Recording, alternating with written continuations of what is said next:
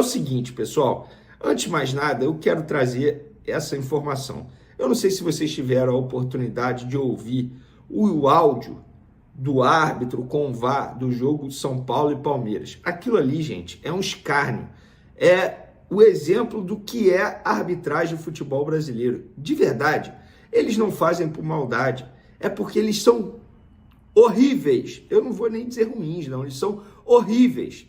Péssimos árbitros. Eles não conhecem de regra.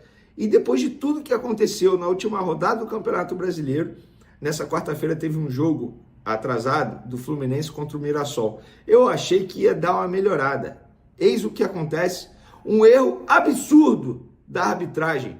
Gente, na boa, eu sei que a grande maioria que me assiste aqui é torcedor do Flamengo, deve ter zoado o tricolor, mas aquilo ali é um absurdo. O gol anulado do Fluminense depois de uma falta inventada é um absurdo.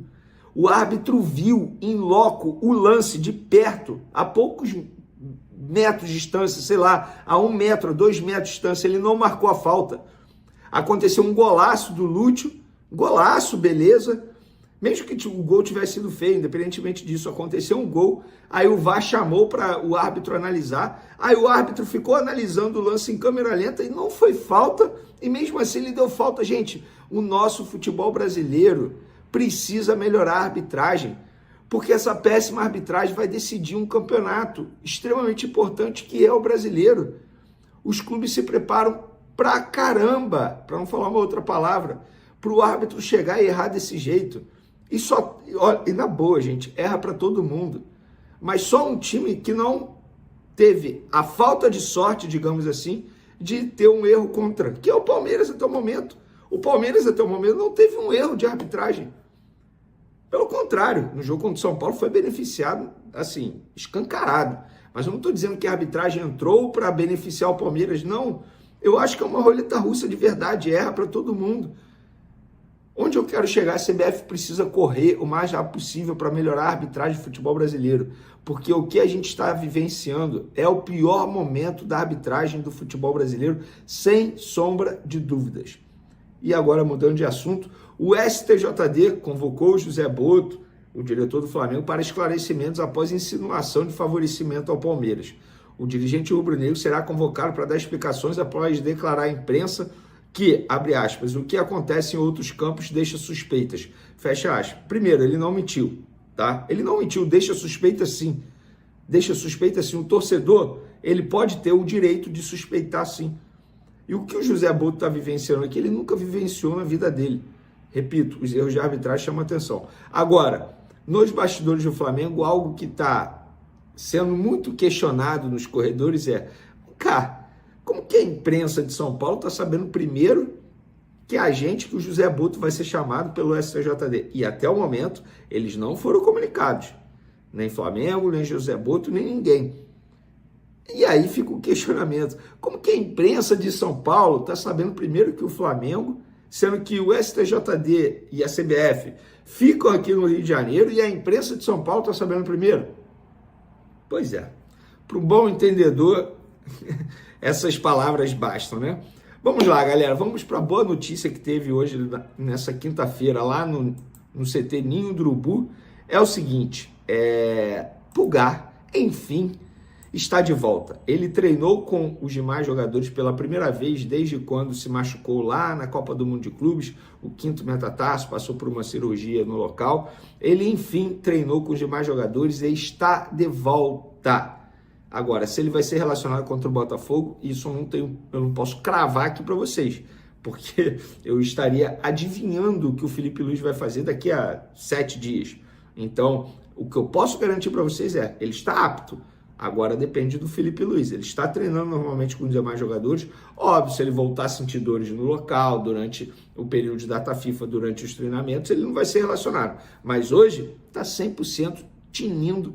Pode jogar, se o jogo fosse hoje, ele entraria em campo caso o Felipe Luiz quisesse. Mas essa é a boa notícia. Todos os jogadores à disposição, Felipe Luiz treinando durante essa data FIFA, e repito, a data FIFA veio num momento ideal para o Flamengo. O Flamengo não vive um grande momento na temporada, nos últimos 5 jogos, oscilou bastante e só teve uma vitória, e o Felipe Luiz vai ter tempo suficiente para ajustar tudo, preparar toda a equipe para a sequência importante que vai ter na segunda quinzena de outubro. Os 3 próximos jogos do Flamengo, é isso mesmo, Botafogo, Palmeiras e Racing.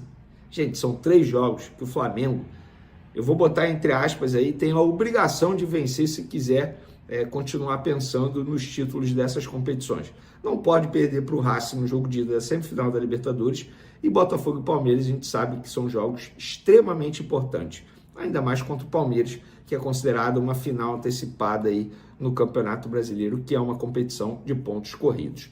É o seguinte, pessoal, mudando de assunto agora, o BAP falou sobre a renovação de contrato de Felipe Luiz. Ele participou de um evento, tá?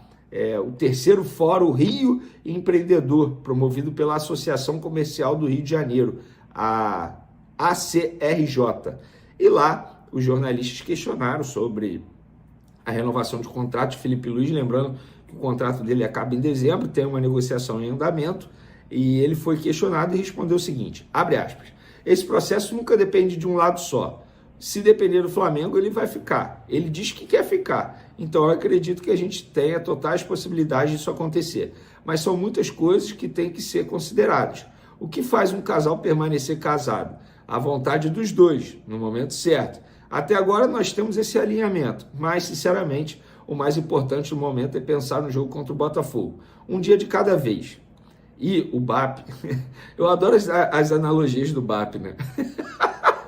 Ele é um cara sensacional. O que faz um casal permanecer casado? É isso, faz sentido a analogia dele. E sobre o momento do time, que eu repito, oscila bastante, nos últimos 5 jogos sofreu mais gols do que fez e teve apenas uma vitória, o BAP disse o seguinte, essas oscilações são absolutamente normais na vida e no futebol. E tenho muita tranquilidade para dizer que estou satisfeito com o trabalho que foi feito até agora, ao longo do ano.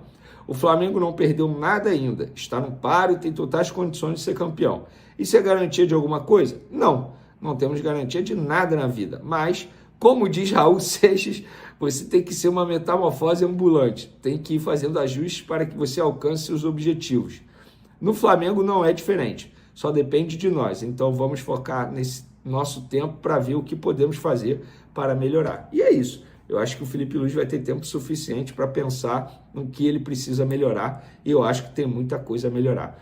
Pessoal, só para finalizar o vídeo, para os torcedores aqui do canal, das outras redes sociais que estão me perguntando se Rodolfo Landim será chamado pelo Conselho Deliberativo do Flamengo para esclarecer os motivos de ter aceitado o acordo com a Libra e detalhar a negociação, acordo esse que não seria nada bom para o Flamengo, o que me responderam lá no Flamengo, enfim, pessoas do Conselho Deliberativo, foi o seguinte, isso ainda será analisado, mas pelo menos por hora ainda não há nada que justifique esse chamado aí para Rodolfo Landim justificar isso. Portanto, fica aí essa informação para vocês, porque eu estou vendo muita gente me perguntando isso, não só aqui no canal, no Twitter, no Instagram e até mesmo pessoalmente, as pessoas me perguntando, vem cá, o Rodolfo Landim não tem que ser chamado pelo Conselho Deliberativo do clube para ele dar explicações?